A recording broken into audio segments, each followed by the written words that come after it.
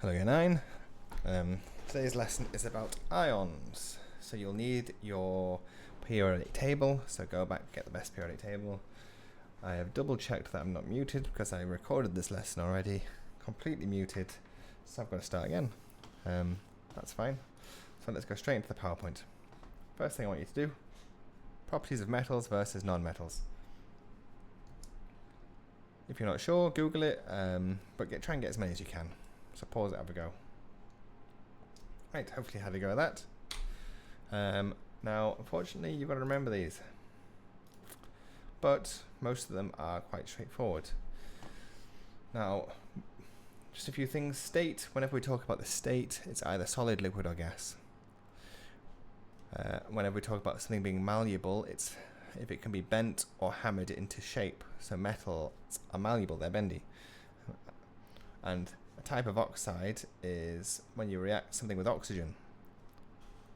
So let's have a look. Solid for metals.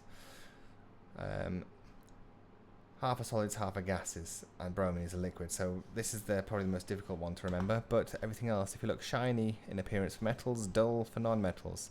Density is high for metals, low for non-metals. Here you've got strong, there you've got weak, malleable, brittle, good, poor. It's opposite generally.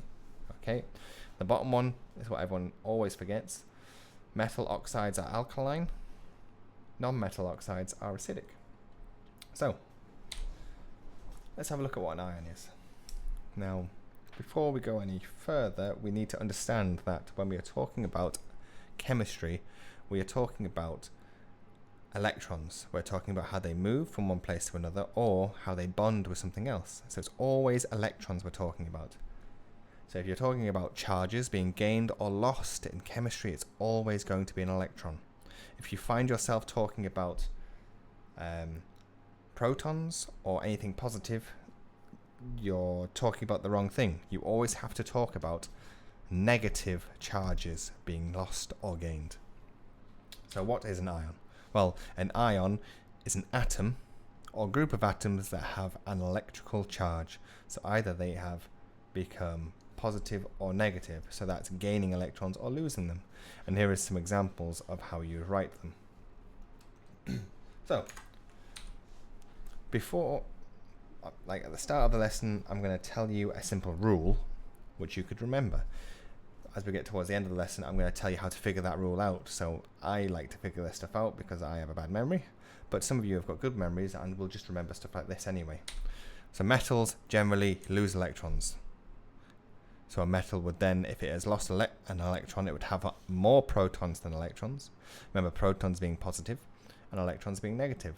If there are more protons compared to electrons, metals will have an overall positive charge.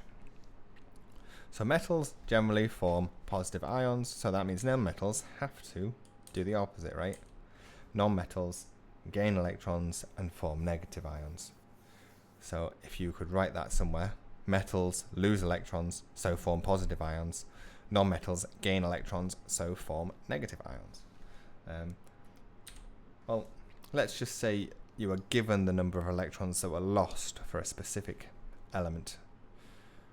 You would be able to figure out the charge, because we're always talking about relative charge here.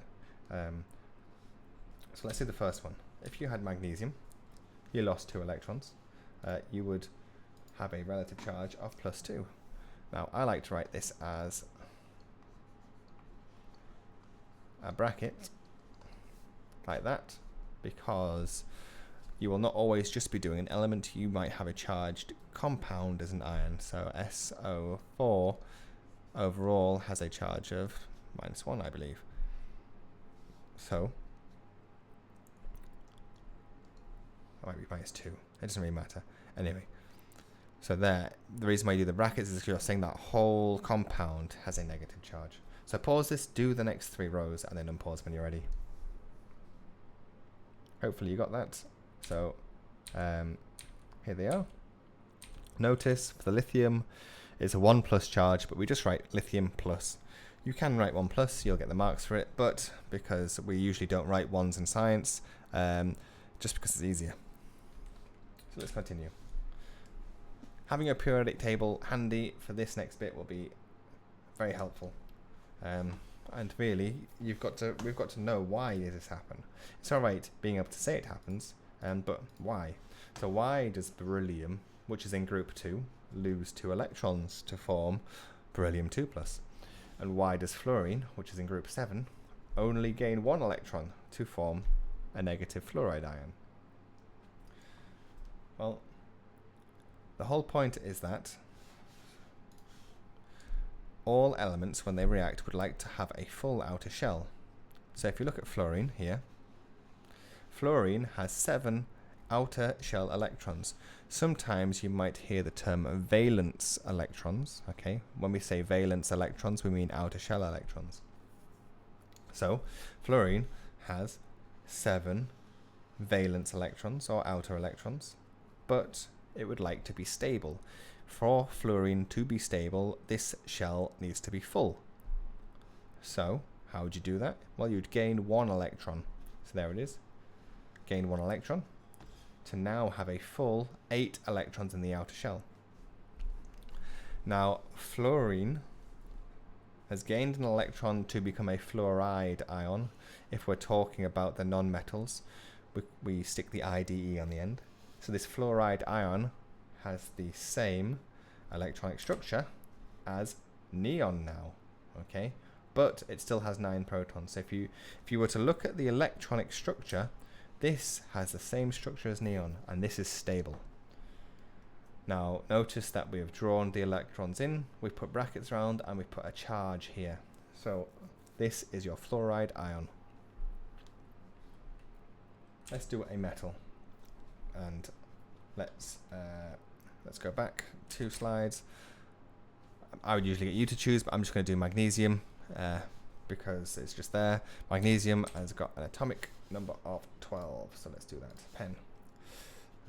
Magnesium, so here it is. Right, magnesium 1224, but we are just interested in the 12 because that tells us there are 12 protons and there are 12 electrons. So let's draw the nucleus. There's my nucleus, magnesium. Well, I've got 12 electrons, so I can fit 2 electrons in my first shell. 1, 2. I've still got 10 electrons left, so I can fill the next one with 8. So I'll put 8, 2, 4, 6, and 8. Okay, now I've used 10 electrons, so I have got 2 left over. Put my last 2 there. So let's write that a bit neater at the bottom. So the structure of this was 2 in the first shell, a full 8 in the second shell, and 2 left over. And hopefully you already knew there would be 2 electrons in the outer shell because magnesium is in group 2. Now we've got to figure out what happens to turn it into an ion. Now, maybe from the first slide you know that it's going to lose 2 electrons, but let's actually work it out.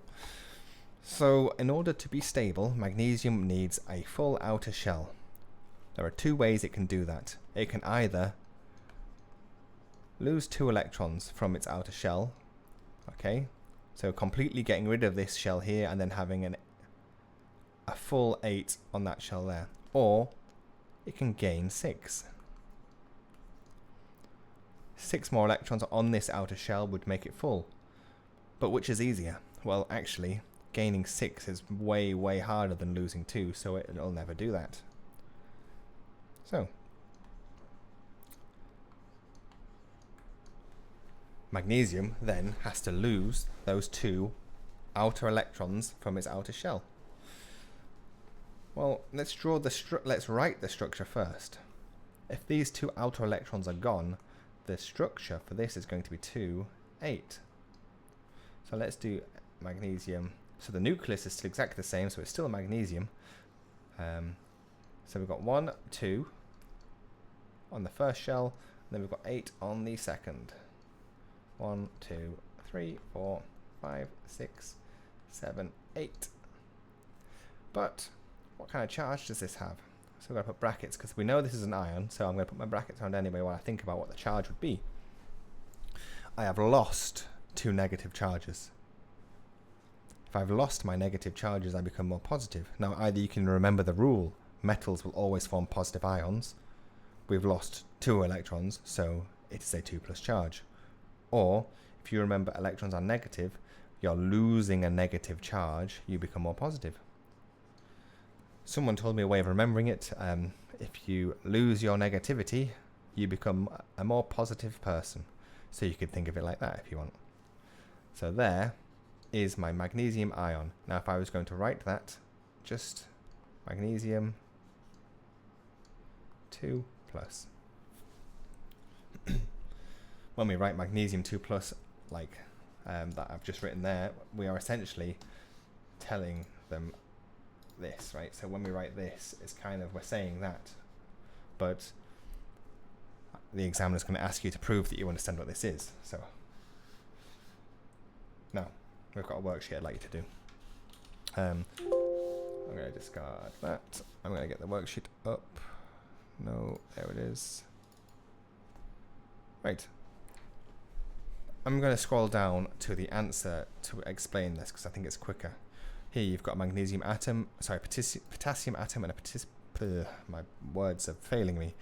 You've got a potassium atom and a potassium ion.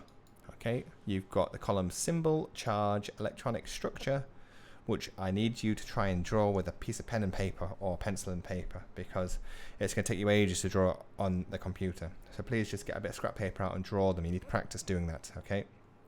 Everything else you can do on the worksheet if you want to. So I'm going to scroll down.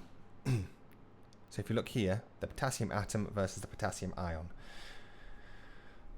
I would do it the way that I did it on the PowerPoint. I would start off by drawing the electronic structure of potassium and the electronic configuration, etc. And then thinking about how many electrons will it have to lose or gain. And then drawing the electronic configuration and figuring out the charge. Okay. Now, a very cheat way of doing this, if you're talking about a metal that is not a transition metal, what group is the metal in? Well, potassium's in group 1, so it's a 1 plus ion. Magnesium, which we did before, is a group 2, so it's a 2 plus ion. So I'd like you to write the symbol, write the charge, so the atom is always going to have a 0 charge. Write the electronic configuration, the number of electrons, and draw it. Then do the ion. Okay, when you do the electronic configuration, please put the brackets in like this. I've added 2 of them on.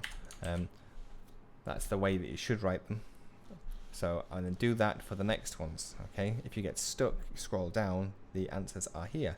Now you've got 1 non-metal here, fluorine, and you've got 1 metal there, magnesium, to do.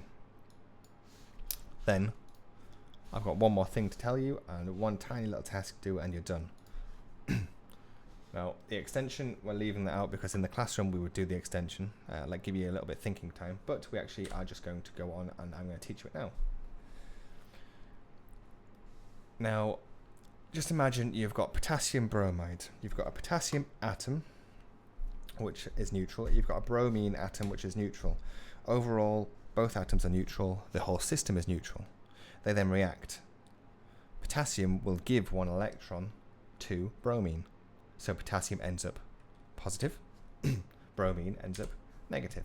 But overall, the charge of that area hasn't changed. The electrons still exist, it's just moved. So when you have a compound, you have got to conserve charge. And the easy way to think of that is that compound overall has to be neutral. In this case, you can see potassium and bromine, okay, that +1 balances that -1. They directly cancel each other out. So these charges here are balanced, and the formula for that would just be KBr. So 1 potassium to 1 bromine. Now, let's do calcium fluoride. You'll be able to figure out the charge on calcium. If you wanted to do it the cheat way, you'd know that calcium was group 2, so it would form a 2 plus charge. You know fluorine is in group 7. You've already worked out a group 7 one. So fluorine has to gain that 1 electron to get a full outer shell. So then it becomes a -1 charge. Well, are these charges balanced? Well, no, actually, because the calcium lost 2 electrons One of them has gone to this fluorine, where's the other one gone? So you can think of it like that, or you can think of it, well, there's 2 positive charges here, but there's only 1 negative charge there. We need to balance it by adding a second negative charge. So if you look, the 2 plus calcium will directly balance the 1 plus fluorine and the second 1 plus fluorine. Sorry, 1 minus fluorine. So what we're saying here, this compound, and because we are talking about ions here, this is classified as an ionic compound. You've got 1 calcium to 2 fluorines, and this is how you write the formula. Overall, this is neutral, but the calcium and the fluorine are charged ions. So, another one here, copper oxide. Copper is a transition metal, so you will not be able to figure out the charge on it yet until you are in A level. But what we do is we give you the charge, okay? Because copper can be a 2 plus charge, it can be a 3 plus charge, it can be transition metals are weird. So we tell you in the formula. In this case, what we are saying is this copper 2 means copper 2 plus. If it was copper 3, it would be copper 3 plus. Hopefully you know your oxygen is in group 6, so it would need to gain 2 electrons to have a full outer shell. So the oxide ion would be that. And again, are these balanced? Yes. Well, the copper 2 plus cancels out the 2 minus from the oxygen. So our formula would be this. Okay, do one more example and then I'll get you to do your own. Magnesium. Hopefully you can figure out the charge of this one. Again, group 2, metal. So it has a 2 plus charge. Metals always form a positive charge. It's group 2, so it has to lose 2 electrons to empty that outer shell. So it has a 2 plus charge. Now, hydroxide, okay, is this. Hydroxide is OH with a charge, but you can figure that charge out. You know oxygen has this charge, right? And from the very second or third slide in the lesson, I told you that hydrogen usually has a plus charge like this. So if you were going to combine these two together, what would be the overall charge of this? Well, hopefully you're saying just an OH minus, and you'd be correct. Is this balanced though? If I've got magnesium hydroxide, the overall compound that I make has to have a 0 charge. Well, right now it's not balanced because magnesium has got 2 plus and hydroxide has got just a single negative. So I'm going to add another hydroxide in there. So what's the formula going to be? Well, you could write MgOH, or you would probably get marks for writing that, but that is not how we write it. Now you've seen brackets before, and notice this is exactly the same as factorizing in maths. So here we had O2H2. Instead, we take the 2 outside the brackets and say, like that. So we're saying we've got two of these, right? So that is why you'll see things with brackets every now and again. Now, I'm going to ask you to do a few. So I'm going to do aluminium chloride. And then aluminium nitrate, because I'll do them because they're next to each other and they're a bit funky. So let's do K first. So what you got to do is you got to go find the positive ion. In this case, it's aluminium, 3 plus, and chloride. We're doing chloride first, so there's chloride ion, Cl minus. Well, is that balanced? Well, not really. There's the 3 plus here, and there's only 1 minus there. So I need 3 of them, don't I? So what's the formula going to be? Well, the formula for aluminium chloride is Al chlorine, so Cl3. What about aluminium nitrate? Well, we know aluminium is 3 plus from before. Where's the nitrate at? There's the nitrate. So nitrate is NO3 minus. Well, 3 plus and 1 minus, so I need 3 of these, don't I? I need 3 of them. And how am I going to write that? Well, if I do the formula, Al, well, NO3 0.03, but I need 3 of them, so like the previous slide, I put a bracket around like that, and then write 3. And as a side note, I did get my sulfate ion charge wrong. It is a 2- charge, which you can work out. Anyway, so I'd like you to pick 2 or 3 of these and have a go. Work out what the formula would be for them. If you want to check, you can just Google, say for example, potassium chloride formula or lead 2 oxide formula. And there you go. Once you've done that, can you send in your work, please?